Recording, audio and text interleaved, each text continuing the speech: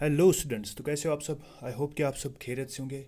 तो प्यारे स्टूडेंट्स, आज के इस पर्टिकुलर लेक्चर में इस पर्टिकुलर वीडियो में हम डिस्कस करने वाले हैं एक इम्पॉर्टेंट प्रॉब्लम जो एग्ज़ाम पर्सपेक्टिव या हम कह सकते हैं एग्ज़ाम पॉइंट ऑफ व्यू से बहुत इंपॉर्टेंट है। Right. So that is the differentiation of e raised power a x by ab initio method. Right. ये आपके सिलेबस में दिया गया है और ये आपके एग्ज़ाम में ज़रूर आएगा। राइट। सो इसी को हम आज इस वीडियो में डिस्कस करने वाले हैं।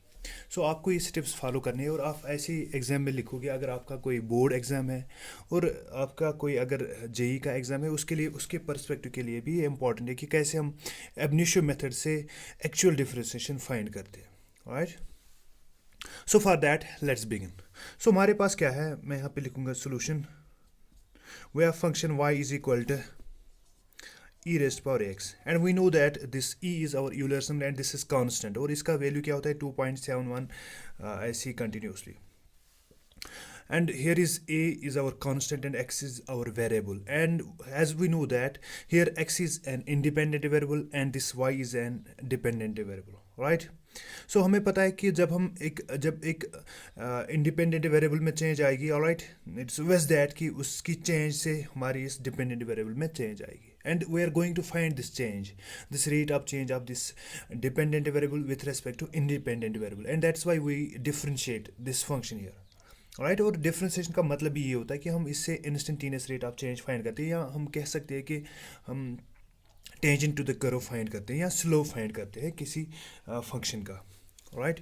यहाँ पे देखिए आप, तो यहाँ पे मैं अगर इसको लिखूँ तो मैं यहाँ पे लिखूँगा y plus delta y, that small change in y, right, is equal to e raised power a and that is small change of x। As we know that first क्या होता है कि वहाँ पे हमारी इस इंडिपेंडेंट वेरिएबल है इसमें चेंज आती है, और इस इंडिपेंडेंट वेरिएबल के साथ साथ फिर हमारे जो फंक्शन है दिस इज़ वाई, इसमें चेंज आती है। तो यहाँ पे हम फाइंड करने वाले हैं कि हमारे पास जो डिपेंडेंट वेरिएबल है इसमें जो स्मॉल रेट ऑफ चेंज आएगी विथ रिस्पेक्ट टू एक्स। तो हमने यहाँ पे क्या किया, हमने इस फर्स्ट स्टेप को किया यहाँ पे, क्योंकि हमारे पास वेरिएबल एक्स था इसलिए हमने एक्स में थोड़ी चेंज लाई और उस चेंज से फिर वाई में चेंज आई। राइट। तो यहाँ पे मैं इसको लिख सकता हूँ delta y is equal to e raised power a x plus delta x and here is our y, and इसको मैंने इस साइड सब्ट्रैक्ट किया। राइट। अच्छा, उसके बाद हम क्या करने वाले हैं, उसके बाद हम यहाँ पे क्या करेंगे, मैं इसको लिख सकता हूँ delta y is equal to e raised power a x plus delta x, और y जो हमारे पास है इसके बदले हम वापस उस फंक्शन का यहाँ पे वैल्यू पुट करेंगे, that's y is equal to e raised power x। Alright, यहाँ तक आसान है। तो यहाँ पे हम क्या करने वाले, हमें क्या फाइंड करना है, हमें फाइंड करना है that is change in dependent variable with respect to independent variable, that is change in y with respect to small change in y with respect to this small change in x. अब यहाँ पे देखिए आप, यहाँ पे मैं divide करूँगा both sides by, divide both sides by delta x, क्योंकि हम विथ रेस्पेक्ट टू एक्स के रेस्पेक्ट में इसकी चेंज देख रहे, तो मैंने इसको डेल्टा एक्स से बोथ साइड से इस इक्वेशन को डिवाइड किया। तो क्या बन रहा है यहाँ पे, this becomes delta y divided by delta x is equal to e raised power a x plus delta x minus e raised power a x, और हमने इसको भी यहाँ पे डिवाइड किया delta x. Now we are going to put the limits. As we know that limits हम क्यों put करते हैं, क्योंकि हमें यहाँ पे फाइंड करना है इंस्टेंटेनियस रेट ऑफ चेंज, और उसके लिए हम क्या करते हैं, उसके लिए हम जो डेल्टा एक्स है उसको अप्रोच करेंगे। राइट। उसकी जो वेड्थ है वहाँ पे जो डिफरेंस होती है उन वैल्यूज़ के दरमियान, let suppose this x2 and this x1 जो वहाँ पे होगा, और उसके बीच में जो डिफरेंस है हम स्मॉल इंस्टेंट पे देख रहे हैं चेंज, उसके लिए हमें स्मॉल डिफरेंस देखने हैं वहाँ पे। तो उसी के लिए हम क्या करते हैं, डेल्टा एक्स को अप्रोच करेंगे जीरो को। और अब इसका मतलब ये नहीं है कि हम इक्वल टू जीरो कर रहे हैं, इक्वल टू जीरो तो गलत हो गया यहाँ पे। हम यहाँ पे क्या करें, हम अप्रोच को जीरो को अप्रोच करेंगे। राइट। इतना वैल्यू छोटा होगा जो अप्रोच कर रहा होगा जीरो पर, जीरो के बराबर नहीं है। उससे क्या होगा, हमारे जो वैल्यू है यहाँ पे, हमें यहाँ पे एररलेस वहाँ पे इंस्टेंटेनियस रेट ऑफ चेंज उस पर्टिकुलर इंस्टेंट पे मिल सकता है। तो यहाँ पे मैं लिखूँगा इसको limit delta x approach to zero. Right. तो यहाँ पे क्या बनेगा, this becomes delta y by delta x is equal to, अब इस साइड भी हम लिमिट पुट करेंगे delta x approach to zero. Right. तो अब यहाँ पे क्या करने वाले हम, this becomes here e raised power a x plus delta x minus e raised power a x, and नीचे क्या डिवाइड में, दैट इज डेल्टा एक्स। यहाँ तक क्लियर है। अच्छा, उसके बाद हम यहाँ पे क्या करने वाले हैं. Now we know that when this limit delta x approach to 0 and this delta y by delta x becomes dy by dx, it becomes instantaneous rate of change, that's dy by dx. अब ये किसके बराबर है? हमारे सामने क्या है, इस साइड दिस आवर फंक्शन. अभी हम यहाँ पे लिमिट पुट नहीं कर सकते हैं. क्यों पुट नहीं कर सकते? तो यहाँ पे हमारे पास 0/0 फॉर्म आएगा. ठीक है शाबाश. तो हमने यहाँ पे क्या किया, हमने यहाँ पे हमारे पास कोई इंडिफिनिट फार्म बनेगी क्योंकि हमें इसका वैल्यू निकालना है वहाँ पे इस फंक्शन का इंस्टेंटेनियस रेट. तो यहाँ पे हम क्या करने वाले हैं, पहले मैं इसको ऐसे ही लिखूँगा, a of x plus delta x minus e raised power a x divide by delta x. Right, फिलहाल मैंने इसको ऐसे लिखा. अब मैं इन स्टेप्स को प्रोसीड करता हूँ टू द नेक्स्ट. तो यहाँ पे मैं इसको थोड़ा रब करता हूँ. मैं अगेन इसको ऊपर लिखूँगा. तो यहाँ पे मैं इसको लिखता हूँ.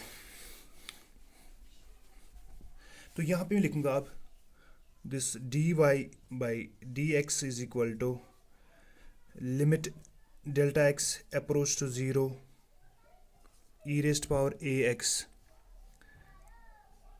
प्लस डेल्टा एक्स और क्या है minus e raised power a x. Right, और नीचे क्या है हमारे पास, दिस आवर डेल्टा एक्स. अब हम यहाँ पे क्या करने वाले, मैं आपको सिखाता हूँ क्या करेंगे. हम लिख सकते हैं यहाँ पे कि हमारे पास जो e raised power a x plus delta x and e raised power a x, मैं यहाँ पे कॉमन निकाल सकता हूँ limit delta x approach to 0. अच्छा, यहाँ पे हमने क्या किया, मैंने e raised power a x को कॉमन निकाला और अंदर क्या लिखा मैंने, e raised power delta x, sorry a delta x, क्योंकि ए अब इसके साथ भी मल्टीप्लाई है. तो मैंने लिखा अंदर ई raised power a delta x. अब माइनस यहाँ पे 1 आएगा. क्यों आएगा? क्योंकि जब हम इसी e raised power a x को मल्टीप्लाई करेंगे इसके साथ e raised power a delta x, तो वापस बनेगा हमारे पास, क्योंकि base are same, power should be added, तो वापस बनेगा हमारे पास e raised power a x plus delta x. Alright, अब यहाँ पे क्या है -1, क्योंकि यहाँ पे ई रेस्ट पावर एक्स है, इसको भी हमने बाहर निकाला, तो यहाँ पे बना -1. ऑलराइट, तो यहाँ पे मैं इसके नीचे क्या लिखूँगा, this is delta x here. Clear है यहाँ तक? अब यहाँ पे एक मसला है कि हमारे पास एक आइडेंटिटी है. अब आइडेंटिटी क्या है हमारे पास, मैं पहले उस आइडेंटिटी को देखूंगा. आइडेंटिटी हमारे पास, अगर आपके पास ऐसे कोई लिमिट डेल्टा, अगर आपके पास ऐसे limit delta x approach to 0 e raised power delta x -1 divide by delta x. तो जब आप इस डेल्टा एक्स को अप्रोच करोगे 0 को, आपको क्या करना है, आपको सिर्फ एक काम करना है, कि हमारे पास जो डेल्टा एक्स है उसको आपको अप्रोच करना है 0 को. आप ऐसे ही इस डेल्टा एक्स को इतना वैल्यू दे सकते हो. लेट सपोज हमारे पास इसका वैल्यू है दैट 0.00000, इतना भी आप पुट कर सकते हो. करो पुट इसमें.